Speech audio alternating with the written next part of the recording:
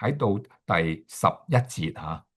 佢話我傾覆你們中間的城邑，如同我從前傾覆所多瑪、蛾摩拉一樣，使你們好像從火中抽出來的一根柴，你們仍不歸向我。這是耶和華說的。嗱，呢度好清楚睇到，神會好似傾覆所多瑪、蛾摩拉一樣，用火焚燒，直到變成灰燼。你們仍不歸向我，這是耶和華說的。嗱，講到第12節啦，你有咗呢5個嘅背景，你就明白第12節耶和華講乜嘢。以色列啊，我必向你如此行，行乜嘢啊？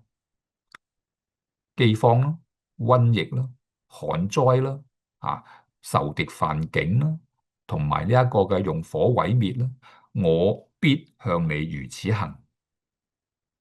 再進一步啊，神話以色列啊，我既這樣行，我既這樣行，我既然如果咁樣行，你當預備迎見你的神。嗱，後邊嗰句大家都知道啊，當預備迎見自己嘅神啦吓。我哋嘅神係邊個咧？留意喎，只有2個神啊，係所有人嘅主宰。唔認識神嘅人呢，佢哋嘅神就係世界嘅神，就係撒旦。如果我哋唔認識耶穌，面對撒旦，預備迎見撒旦，就永永遠遠喺地獄。如果唔想遇見撒旦，我哋嘅父係天父，我哋嘅救主係耶穌，你當預備迎見我哋嘅神，我哋就要認罪悔改。如果唔係，呢啲嘅災難一定會臨到。嗱，災難臨到咧，係叫我哋悔改嘅。